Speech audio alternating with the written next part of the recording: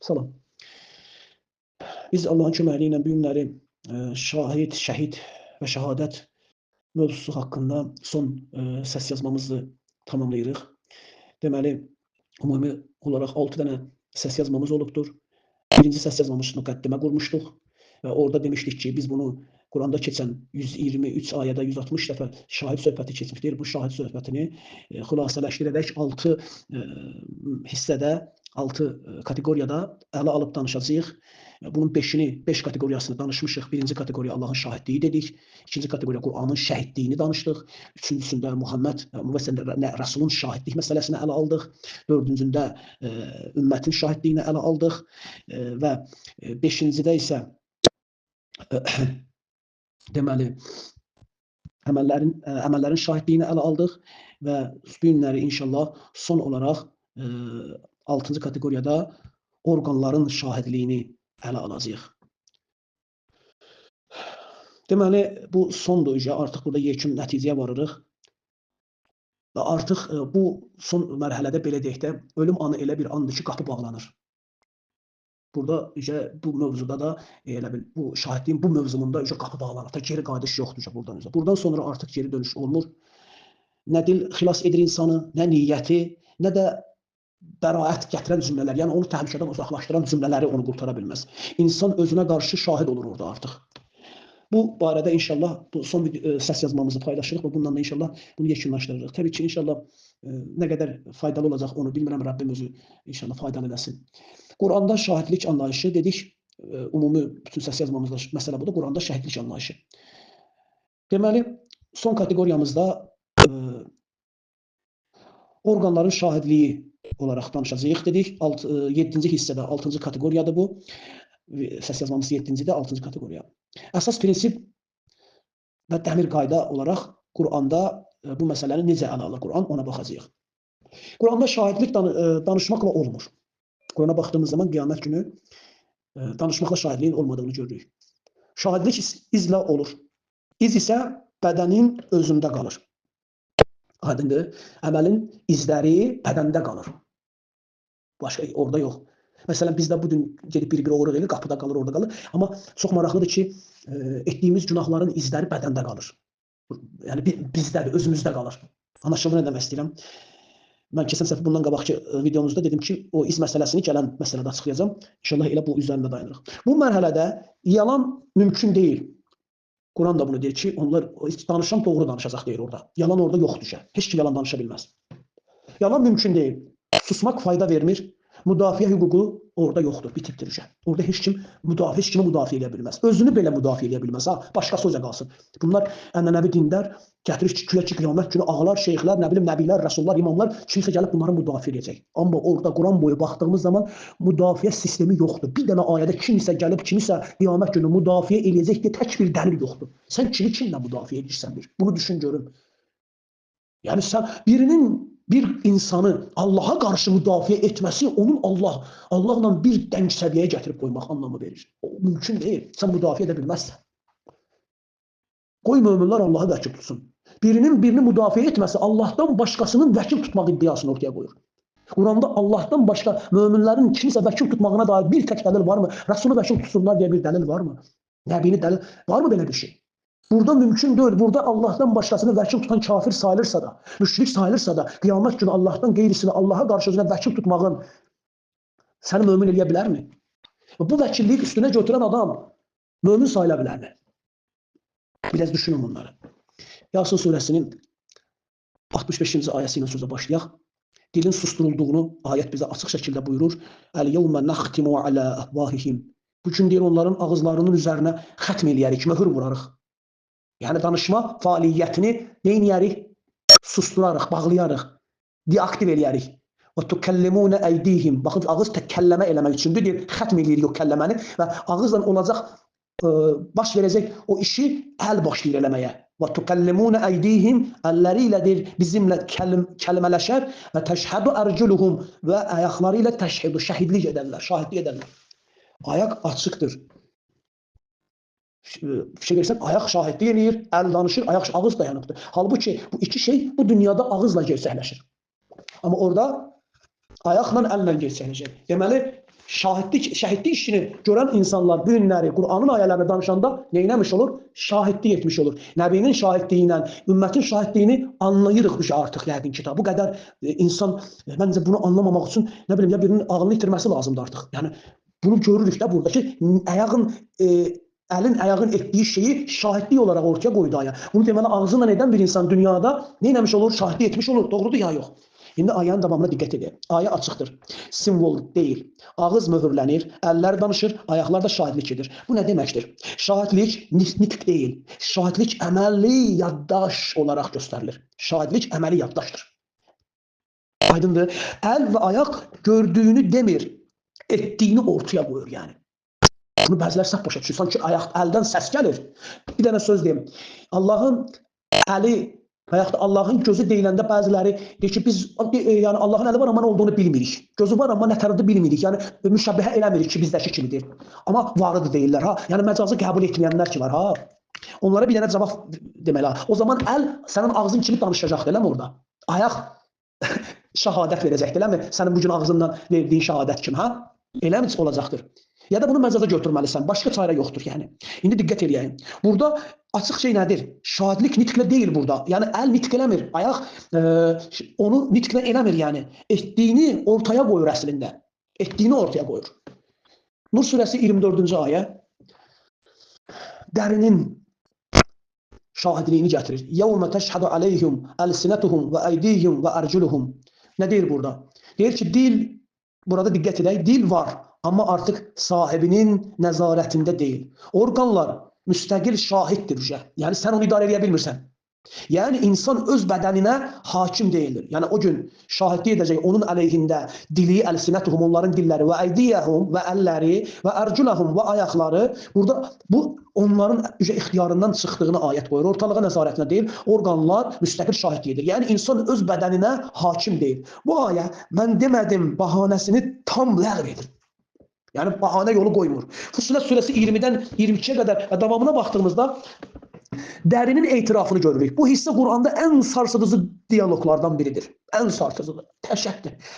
Qalu licüludihim limə şəhidtum aleynə.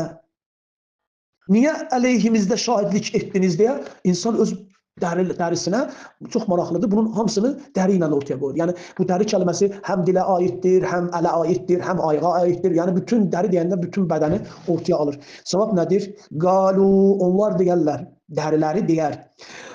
Entəqnəllahul-ləzi entəqə kulli şeyin. Bizi nitq edirən Allahdır. Hansı ki o kəs ki entəqə kulli şeyin. Hər şeyi, hər bir şeyi nədir? Kulli şeyi nitq elətdirəndir. Entəqə danışdırandır.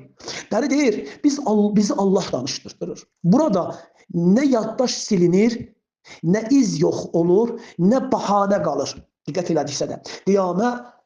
Qiyamət diye bir sure var Kur'an'da 75. sure 14-15. ayəsində insan özü şahiddir ifadəsi keçir. Bəl insanu ala nəfsihi basirah və ləv əlqə məazirah ifadəsi ayə davam edir. Çox maraqlıdır ki, buradan sonraki ayələri götürüb tez Qur'ana bağlayıblar. O ayətin davamı Qur'ana aid bölüb. Bu mövzunun davamıdır. Aydın nə demək istəyirəm? Yəni ifadə Qur'ana bağlanmır orada. Ayətin davamında la tuharrik bihi lisanaka lita'jala bihi götürürlər. Peyğəmbər ya Muhammed sən Qur'anı əzbərləmək üçün dilini tələm-tələsik tərpətmə deyə bir tərcümə qoyulur, yanlışdır yəni. Burada eyni həmən ayənin davamıdır. Və ləv əlqə məazirə kəlməsinin davamı gəlir. İnsan özü öz nəfsi üzərində və yaxud da özünün əleyhində bəsirədir, yəni basirədir, görəndir, yəni bilir yəni özünü, bəl insan bəsirə. Və ləv əlqə məazirə və orada deyir, nədir mazərətləri ilə irəli sürə bilər, irəli gətirə bilər, atar, bahanələr ortaya atır ki özünü əzabdan qurtarmaq üçün Allah o adama deyir ki la tuharrik bihi onunla o mazərətlə o bahanə ilə dilini lisanəkə sən dilini lita'jala bihi onunla tələm-tələsik hərəkət etdirmə deyir. İnne aleynə cəm'əhu və Qur'anəhu həqiqətən bizən vəzifəmizdir onun cəmləmək və onun qiraəti Qur'anəhu kəlməsini nədir Qur'anəhu sözü keçib deyə o saat ismə bağlayırlar Qur'an deyə anlayırlar amma Qur'anəhu kəlməsi burada qiraət olunması, oxunması bizim cəm edib qiraət eləmək onu bizim öhdəmizdədir. Və izə qara'nahu və nə zaman onu qiraət elədik, fəttəbi Qur'anahu beləsə onun qiraətini oxunuşuna nə var? İzdəginən tabi oldu, ayə davam edir. Sümmə innə aleynə bəyanahu sonra onu bəyan eləmək də bizə aiddir. Aşkara çıxartmaq da bizə aiddir deyə ayət bu şəkildə davam edir. Buranı da bu düzdür, haşiyədən kənara çıxdım. Yəni yanlış tərcüməni aparıb bağlılar. Hətta bu günləri bunu gətirib Qur'anı Allah bəyan edir, Allah açıqlayır deyə dəlil kimi istifadə edirlər, amma yanlışdır. Yəni Quranda düzdür, Qur'anı Allah bəyan edir, Allah açıqlayır, amma dəlili bu deyil, yəni bu qiyamət mövzusudur, yəni. Nəysə. Ayənin tərcüməsi nədir? İnsan öz nəfsinə qarşı nədir deyir? Bəsirətlidir deyir. Burada bəsirətdən qəsd şahidliyi anlamını ortaya qoyur əslində. İstəsə də, üzrxahlıq etsə də bu ayə mövzunu bağlayır. Kənar şahidə ehtiyac yoxdur. Yəni insanın özünü ifşa etməyə yetərlidir deyir. İfşa edəcəkdir zaten də deyir. Quran bunu qoyur ortalığa. Bu 6-cı hissədə kateqoriyada qəti nəticəmiz nədir? Qurana görə orqanlar məlumat saxlayır. İzi qoruyur. Yəni elədiyin əməllərin əsərini qoruyub saxlayır. Zamanı gələndə həmin o izlərlə nə qaracaq izləri təqdim edəcək ki, onlar şahidlik edir. Şahid olacaqdır. İnsan öz bədəninə qarşı mülkiyyət sahibi bu dünyada olsa da orada mülkiyyət sahibi deyil. Yəni malikliyi insanın öz bədəni üzərindəki malikliyi insandan alınır. Yalnız məsuliyyət daşıyıcısı olur. Diqqət edək, bir də təkrar edirəm. Öz bədəninə qarşı mülkiyyət sahibi deyil, qiyamət günü. Öz bədəninə qarşı mülkiyyət sahibi deyil, yalnızca məsuliyyət daşıyıcısıdır. Bu mərhələdə nə alim kömək edir, nə elçi, nə rəsul, nə imam, nə şeyx, nə qəbirlər, nə bilim zirehlər, heç bir şey. Bu mərhələdə nə alimlər kömək edə bilər buna, nə kitab, nə icazə, nə vasitəçi. Heç bir şey bunun yardımına çata bilməz. Yekun nəticə. Bütün Qur'an boyu Qur'anla tamına baxdıqda o 123 ayədə 160 dəfə keçən kəlmələrin hamısı bu sayılan kateqoriyaların birindən danışır.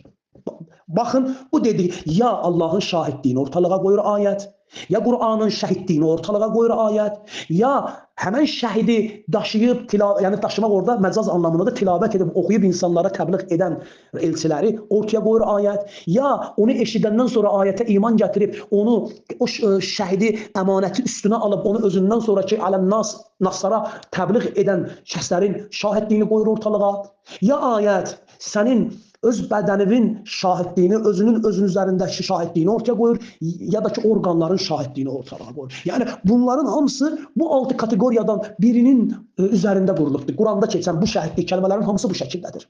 Aydın oldu. O idi ki, Qur'anla tam təsdiqlənmiş olur ki, burada şahidlik məqsədi nədir, şəhid nədir, şahid nədir? Aydındır. Şahid dəlil təqdim edən olur, şəhid dəlilin özü olur, şəhadət, dəlil və pilus onun təqdim olunma sisteminin olduğu bilinir. Deməli, 3 dənə şey oldu. Şahid, dəlilin qaynağı, yəsi, dəlili ortaya qoyana şahid deyilir. Dəlilin özünə şəhid deyilir. Dəlil və onu təqdim olunması sisteminə şəhadət deyilir. Anlaşıldı bura? Qur'an da Allah şahiddir.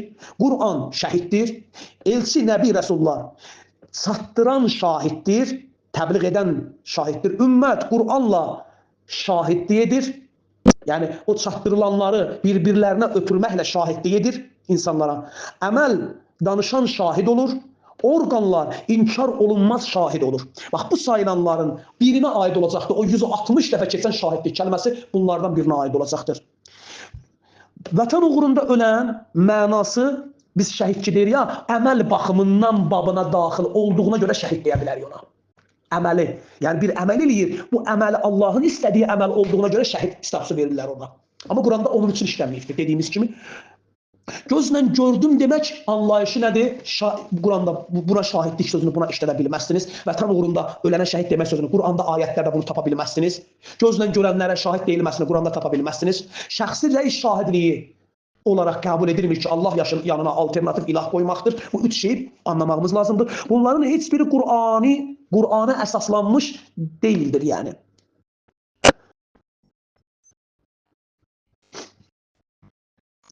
Bu mövzumuzu burada inşallah Rəbbimə şükür olsun tamamladıq.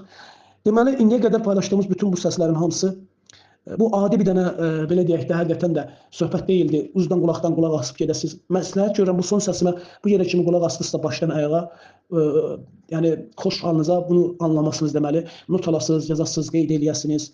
Çünki bu terminoloji düzəlişdir Quranda əslində. Yəni yanlış şahidlik məsələsinin, şəhid məsələsinin yanlış anlaşmanın terminoloji düzəlişidir.